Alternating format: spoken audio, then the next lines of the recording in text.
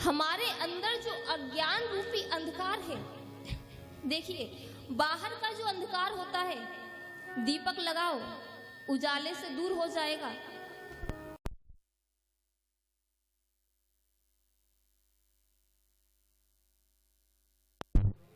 श्री राधे।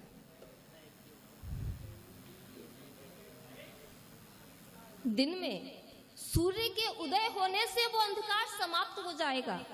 जो सांसारिक अंधकार है मैं उसकी बात कर रही हूँ, लेकिन जो हमारे हृदय में अंधकार है वो कैसे दूर हो? उस अंधकार को दूर करने का उपाय क्या है? वो दूर कैसे होगा?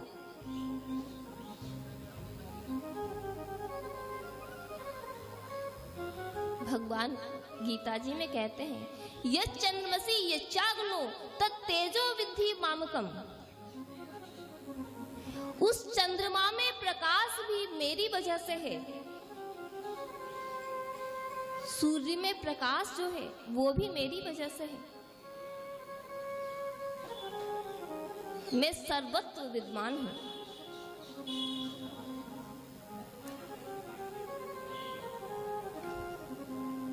भगवान चित्त स्वरूप है, तो उस चित्त स्वरूप परमात्मा की हम वंदना करते हैं। तीसरा स्वरूप है मेरे कन्हैया का आनंद।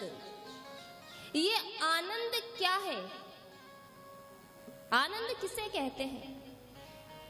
कई लोग होते हैं सुंदर भोजन कर लेंगे, स्वादिष्ट भोजन कर लेंगे, पूछो भैया कैसा लगा, बोलेंगे महाराज बड़ा आनंद आया। भोजन में आनंद को खोजते हैं, लेकिन ये आनंद नहीं है। ये आनंद की वास्तविक परिभाषा नहीं है। आनंद तो साक्षात मेरे कन्हैया हैं। आनंद तो मेरे गोपाल हैं। कहते हैं कि भोजन में आनंद आ सकता है, ऐसा नहीं है कि भोजन में आनंद नहीं आएगा, लेकिन कब? जब हम उस भोजन को प्रसाद बना दें। हमारे घर में जो भी भोजन बनता है उसे हम परमात्मा को अर्पित कर दें, भोग लगा दें, और उसके बाद यदि हम उसे पाएं तो उस भोजन में आनंद जरूर आएगा, क्योंकि वो फिर साधारण भोजन नहीं है, वो मेरे प्रभु का प्रसाद है। और जब नंदोत्सव होता है, कृष्ण जी का जन्म होता है, तो आपने कभी ये नहीं सुना होगा कि नंद घर कृष्ण भयो जय कन्हैया लाल की, अवध घर राम भयो जय कन्हैया लाल की। लोग कहते हैं, संत कहते हैं कि नंद घर आनंद भयो। अब आनंद कौन? तो आनंद है कन्हैया। इन संसार की वस्तुओं में हमें आनंद नहीं आ सकता। सुख प्राप्त कर सकते हैं लेकिन आनंद नहीं। आनंद तो सिर्फ मेरे कन्हैया में है, मेरे प्रभु की भक्ति में है।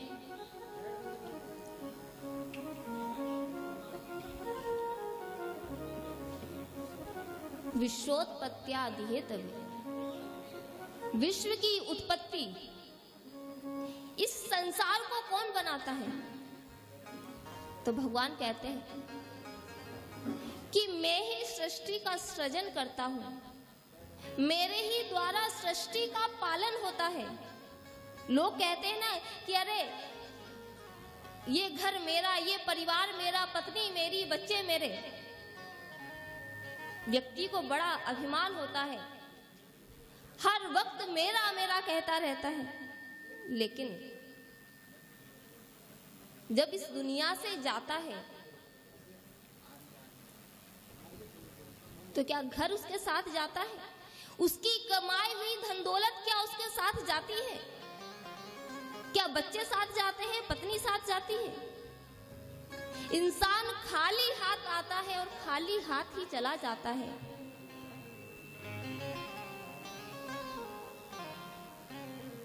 कितना भी प्रयास कर ले, कहते हैं ना कि जब व्यक्ति इस संसार से विदा होकर जाता है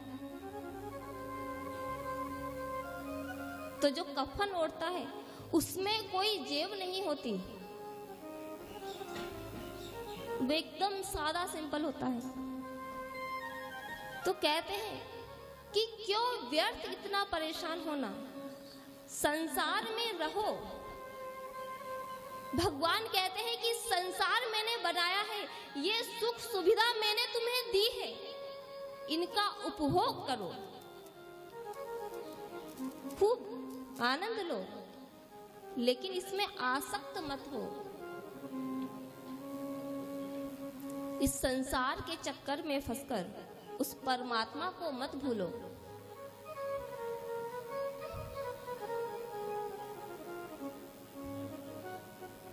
कहते हैं कि शरीर पर किसका अधिकार है?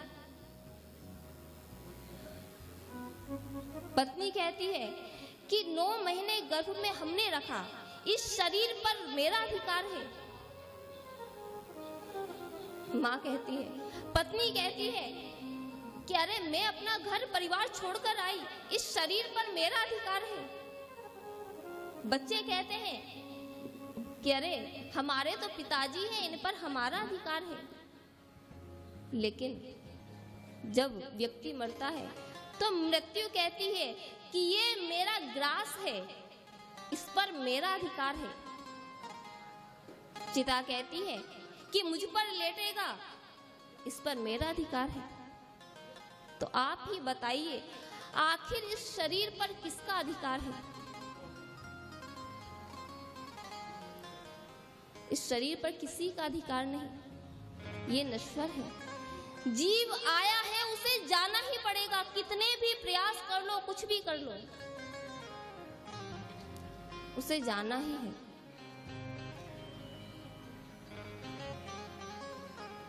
तापत्रय विनाशाय, तीनों प्रकार के तापों को हरण करने की शक्ति एकमात्र परमात्मा में है।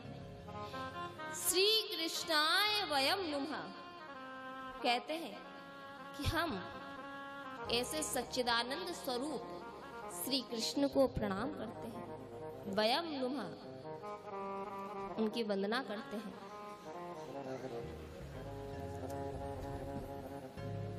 आज वही सच्चिदानंद स्वरूप